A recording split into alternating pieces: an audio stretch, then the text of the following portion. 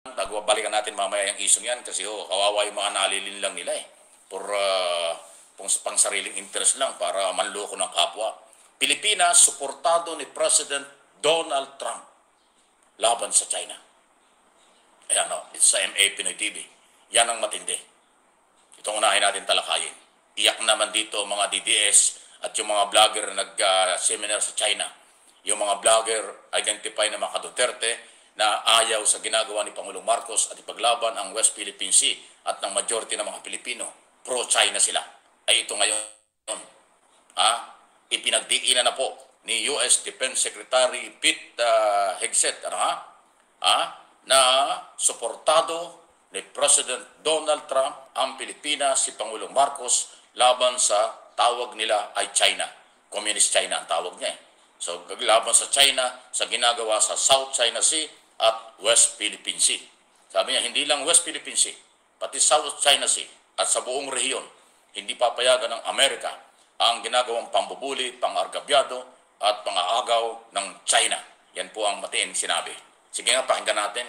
Hopefully inyong marinig at mapakinggan itong sinabi ho ng, saan na ba yun? US Defense Secretary na nandito sa ating bansa. Antindi ho na kanyang sinabi. Kasi nilang pagkatapos niyang mag-courtesy call sa Pangulo, sa Malacanang, dumiretso ng Department of National Defense at doon po nila tinalakay ang talagang lahat ng detalye. Ayan sandali lahat ng detalye tungkol sa mission niya dito sa Pilipinas. Okay? At higit sa lahat, yung posisyon ni President Donald Trump. Pakinggan po ninyo ito. Pakinggan po ninyo ito. Mahalaga po ito.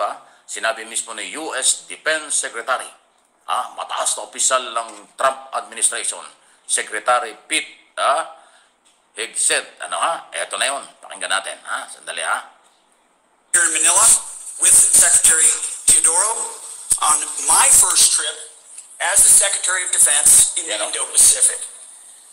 You know this. The audience knows this. The United States has been fighting shoulder to shoulder with the Philippines since World War II. Our partnership not only continues today, but we are doubling down on that partnership. And our ironclad alliance has never been stronger. We agreed on the next steps to reestablish, and that's key, reestablish deterrence in the Indo-Pacific region. These efforts build on an ongoing $500 million commitment in foreign military financing and other security assistance to support the Philippines' military modernization. First, we agreed that the United States will deploy additional advanced capabilities to the Philippines. This includes using the Nemesis anti-ship missile system and highly capable unmanned surface vehicles in exercise Balikatan this April.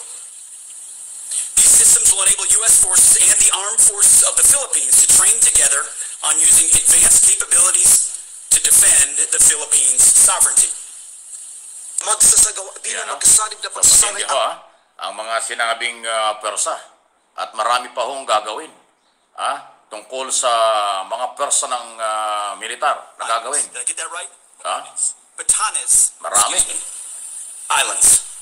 Special Forces training together. Super good. Dali, ang sinasabi niya rito, okay, pati yung mga balikatan exercise ay suportado ni President Donald Trump at ipagpapatuloy. Sandali lang ipagpapatuloy nga po yung mga galawan na yan. Okay? Kaya magandang balita ito. Pangalawa, meron pong mga bagong facilities, mga bagong mga equipment ng US government ang ipapadala dito. Hindi lang yung Typhoon missile system. Meron pa akong bago. Lahat na daw ng mga facilities na kakailanganin sa balikatan exercise at ng Pilipinas para sa defense ay gagawin na ipadadala dito sa Pilipinas. Okay, sandali lang ayusin lang natin yung ating mikropono para malinaw. Ayun, okay? So, yan ang pagpapatunay na taliwas sa pinakakalat before election, during election sa Amerika at after election, again, ang mga DDS na sinasabi nilang, anong tawag dito? Parang medyo mainit. Hindi pa lumalamig yung aircon. Ang Duterte raw o rin daw Trump ay kaibigan ni Duterte. Napakalaking kalokohan po yan. Amerika wala ng business sa mga dating pangulo. Ang Amerika nakikipag-business, nakikipag-tie up, nakikipag-ugnayan sa incumbent president ng Pilipinas. Hindi sa nakaraan. Tapos na yun eh.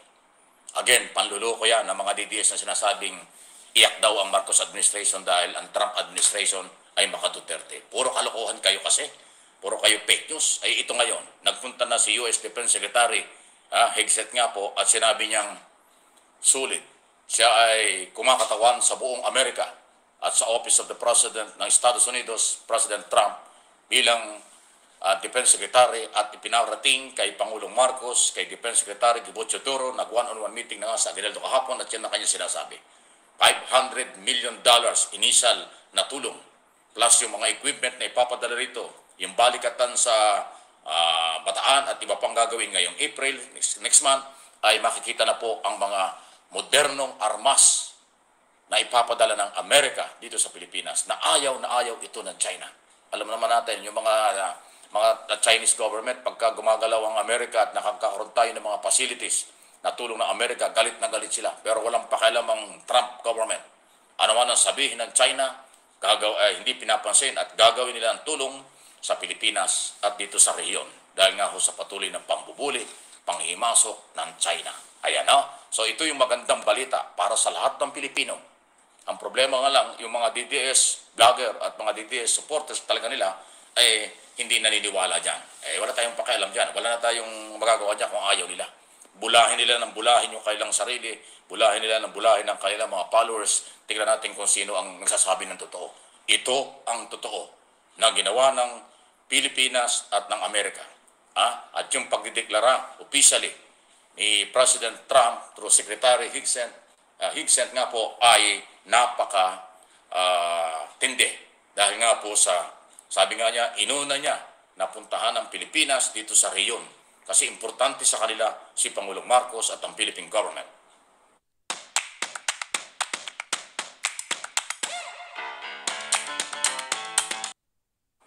Dahil mula sa Mutual Defense Treaty, 71 years old na kontrata, yan ay mananatili at palalakasin pa.